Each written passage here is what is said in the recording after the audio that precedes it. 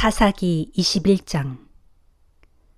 이스라엘 각 지파 사람들은 전에 미스바에 모였을 때 우리 중에서는 누구도 자기 딸을 베냐민 지파의 사람과 결혼시키지 말자 하고 맹세한 일이 있었다. 그래서 이스라엘 사람들은 모두 베델 성소로 올라가 하나님 앞에서 하루 종일 목 놓아 크게 울었다. 이스라엘의 주 하나님이시여, 어째서 우리 이스라엘 중에 이런 일이 일어났습니까? 오늘 우리는 한 지파를 잃고 말았습니다. 다음 날 아침 그들은 제단을 쌓고 주께 번제물과 화목제물을 드렸다. 그런 다음 이스라엘의 모든 지파들 중에서 어느 지파가 하나님의 총회에 참석하지 않았는지 조사해 보았다. 누구든지 미스바로 올라와서 하나님의 총회에 참석하지 않는 자는 죽이기로 맹세했기 때문이었다. 이스라엘 사람들은 동족인 베냐민 지파에 대해 슬퍼하면서 말했다. 오늘 한 지파가 우리 이스라엘 지파에서 끊어져 버렸으니 이를 어쩌면 좋단 말인가. 그래도 살아남은 이들이 대를 잇도록 해주어야 할 텐데 우리는 이미 주 앞에서 다시는 베냐민 지파의 사람들에게 딸을 주지 말자고 맹세까지 했으니 대체 이를 어찌하면 좋을까. 그래서 그들은 이스라엘 지파 가운데 어느 지파가 미스바에 올라오지 않았는지 알아보았다. 야베스 길르앗에서는 한 사람도 총회에 참석하지 않았다는 것이 밝혀졌다. 일일이 사람들을 헤아려 조사해 보았지만 야베스 길르앗에서는 한 사람도 미스바에 올라오지 않았다. 이스라엘 회중은 용사 1만 2천 명을 야베스 길르앗으로 보내면서 그곳에 사는 사람들은 여자들뿐만 아니라 어린 아이들까지도 다 칼로 쳐 죽이라고 지시했다. 그들은 이렇게 말했다.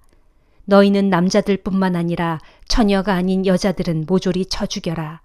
그리하여 그들은 지시대로 다 행한 후에 야베스 길르앗에서 아직 남자와 한 번도 잠자리를 갖지 않은 처녀 400명을 찾아내어 가나안의 실로에 있는 진영으로 데려왔다.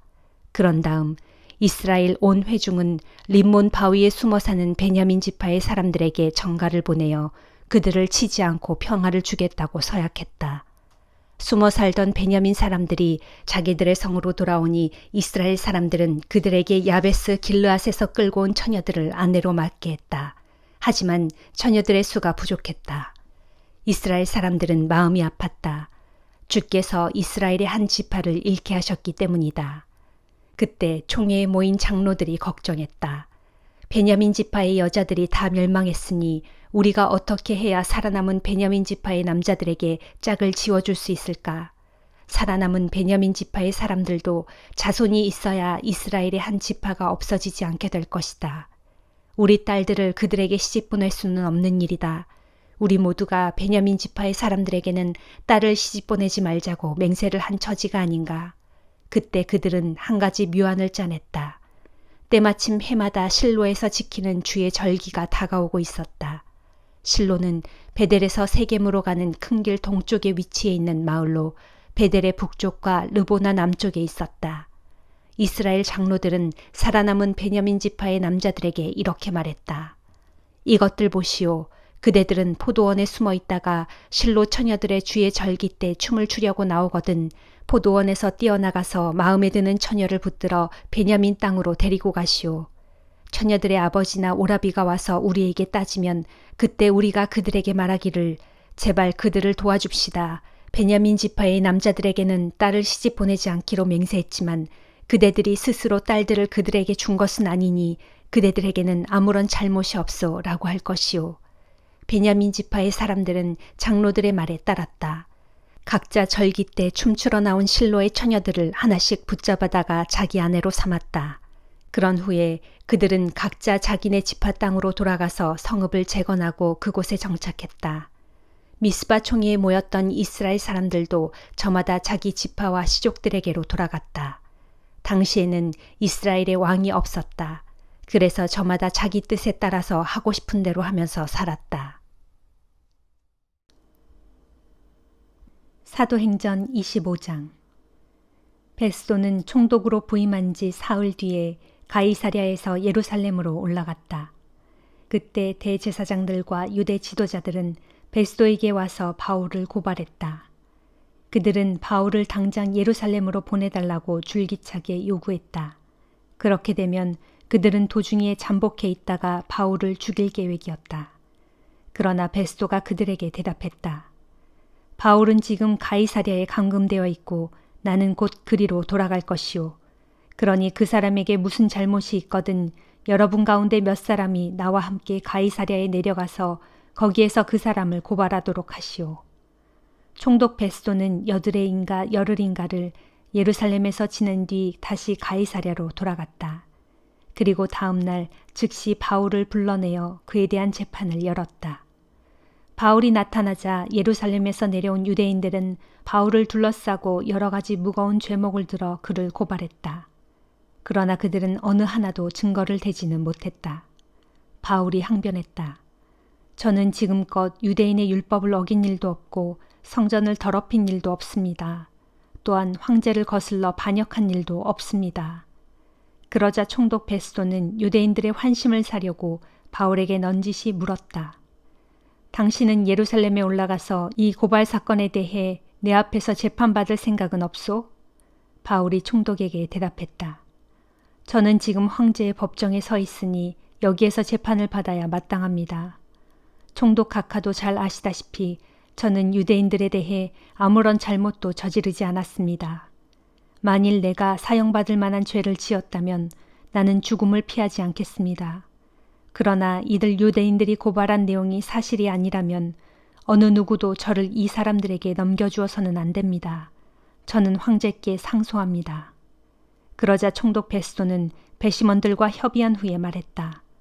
좋소, 당신이 황제께 상소했으니 당신을 황제에게로 보내겠소.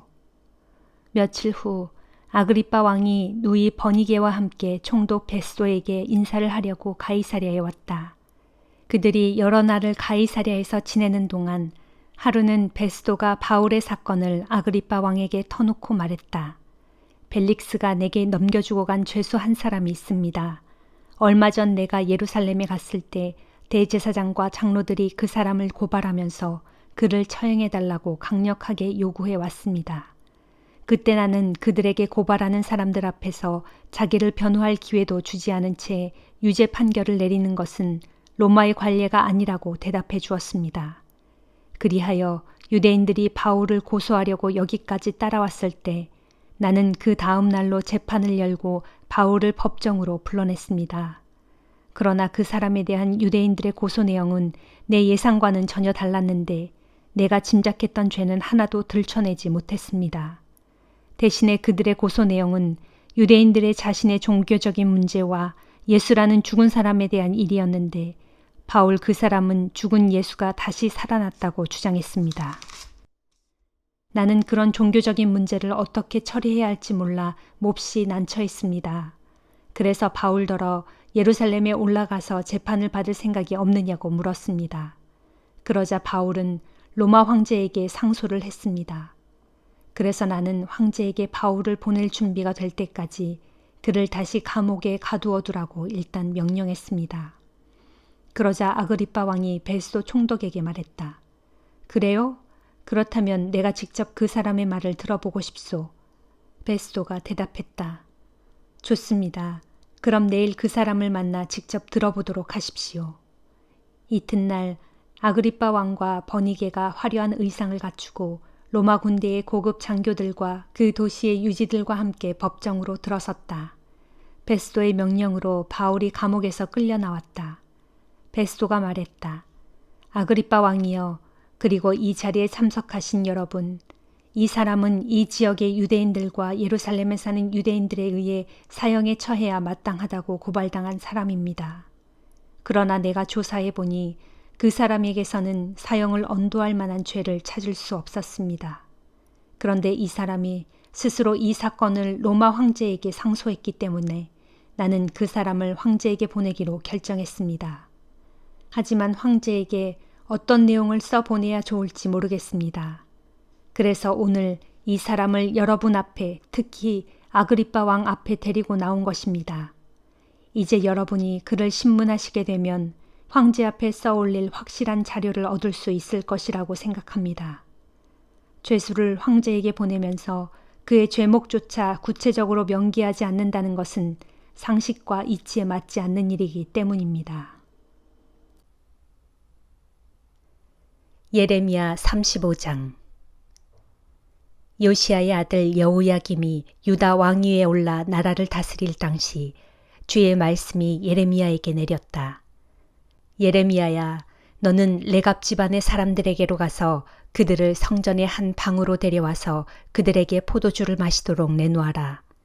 그래서 나는 하바시냐의 손자요 예레미야의 아들인 야하사냐와 그의 형제들 및 그의 모든 아들들을 비롯하여 레갑 집안의 사람들을 모두 데리고 주의 집 곧 성전에 이르러 한 방에 들였다. 그 방은 익다리아의 아들인 하나님의 사람 하난의 아들들이 사용하는 방으로서 관리들의 방 곁에 있었고 살룸의 아들로서 성전 문을 지키던 문지기 마아세야의 방 위쪽에 있었다. 그 방에서 나는 포도주가 가득 담긴 대접과 함께 잔을 건네면서 레갑 집안의 사람들에게 마시기를 권하였다. 그러나 그때에 그들이 내게 대답하였다. 우리는 포도주를 마시지 않겠습니다. 그것은 우리의 조상인 레갑의 아들 요나답 어른께서 우리에게 명하여 이르시기를 너희와 너희 자손들은 영원히 포도주를 마시지 말아라.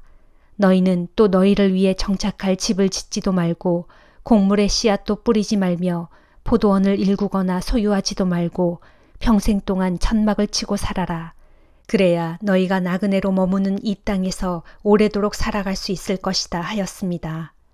그래서 우리는 우리 조상인 레갑의 아들 요나답 어른께서 우리에게 명하신 모든 말대로 순종하여 지금껏 우리와 우리의 아내와 우리의 자녀들이 일평생 포도주를 마시지 아니하였고 우리를 위해 정착하여 거주할 집도 지은 일이 없으며 포도원이나 논밭이나 곡물의 씨앗도 일절 소유하지 않은 채 오직 천막을 치고 살아감으로써 우리는 우리의 조상 요나답 어른께서 우리에게 명령하신 것들을 그대로 철저하게 실천하였습니다.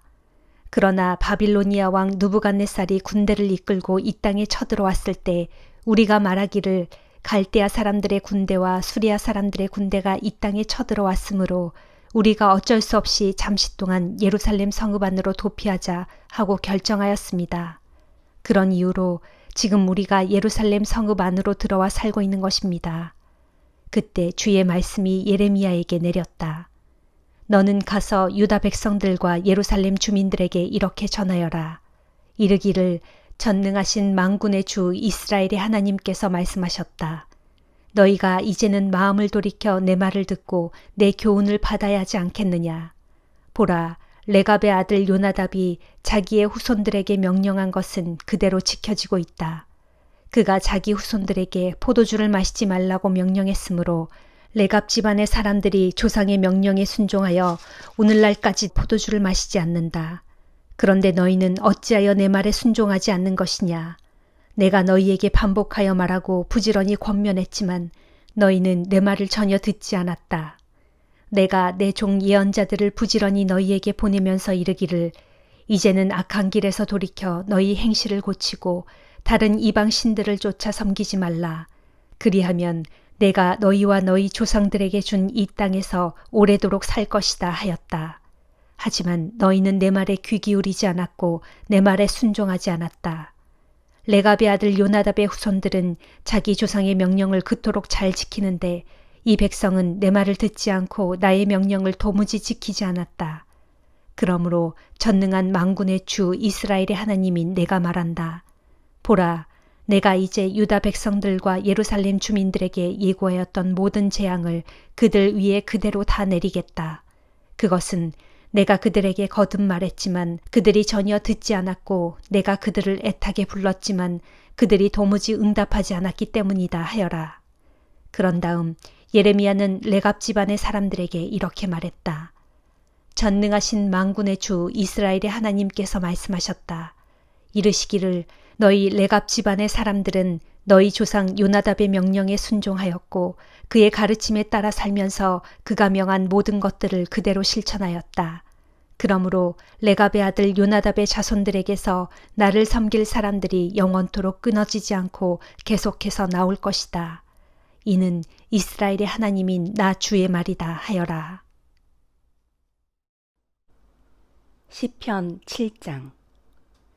주 나의 하나님이시여, 내가 주를 믿고 의지하오니 나를 뒤쫓는 모든 사람들에게서 나를 구해주소서. 나를 건져주소서. 주가 아니면 나를 구해줄 이 아무도 없으니 나의 원수들이 사자같이 내게 달려들어 나를 갈기갈기 찢어 발길 것입니다. 오, 주 나의 하나님, 만일 내가 불의한 일을 행했다면, 그래서 내 손에 죄악이 있다면, 만일 내가 이웃의 선의를 악으로 갚았다거나 원수라고 하여 아무 까닭도 없이 무엇을 빼앗기라도 했다면, 만일 내가 그런 짓을 행했다면 내 원수들이 뒤쫓아와 나를 붙잡게 하소서.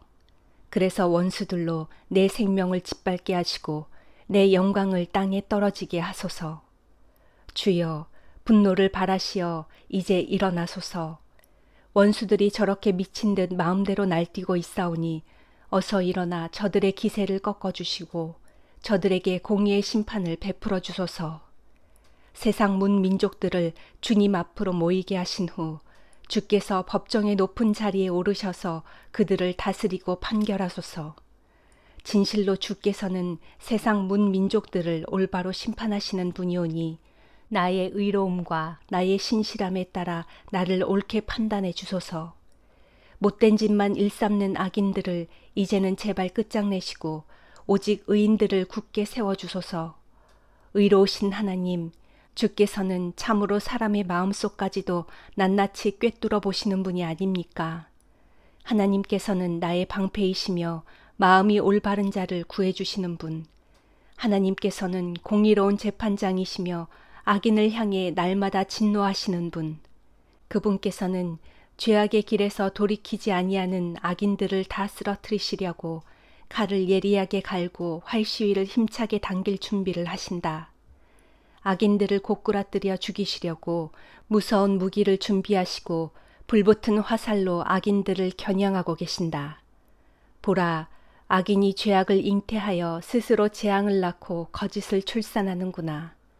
남을 쓰러뜨리려고 올가미를 놓고 땅을 파서 구덩이를 만들더니 자기가 판 구덩이에 자기가 빠지는구나. 남에게 행한 못된 짓이 도로 자기에게로 돌아가고 남에게 휘두른 폭력도 도로 자기 머리 위에 떨어지는구나. 그러므로 내가 의로우신 주님을 찬양하고 지극히 높으신 주의 이름을 노래하리라. 시편 8장. 주 우리 하나님이시여, 온 땅에 주의 이름이 어찌 그리 장엄한지요. 주의 장엄한 영광이 저 높은 하늘 위까지 두루 가득 차 있습니다. 주께서는 어린이들과 젖먹이들을 통해서도 주의 크신 권능을 찬양하게 하셨으니 이는 주의 모든 원수들로 하여금 기가 꺾여 주 앞에서 잠잠케 하시려는 것입니다. 주께서 주의 손가락으로 친히 만드신 저 하늘과 또 창공에 매달아 놓으신 저 달과 별들을 내가 우러러 바라봅니다. 참으로 사람이 무엇이기에 주께서 이렇듯 생각해 주시며 과연 사람이 무엇이기에 주께서 이토록 보살펴 주시는지요. 주께서는 사람을 신적인 존재보다는 조금 못하게 만드셨지만 그에게 영광과 존귀의 관을 씌워주셨습니다. 또 주께서는 손수 지으신 것들을 사람이 일일이 다스리게 하시고 온갖 피조물들을 사람의 발 아래에 두셨습니다.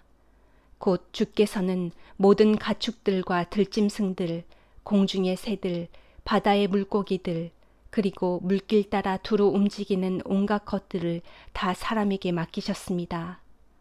주 우리 하나님이시여, 온 땅의 주의 이름이 어찌 그리 장엄한지요.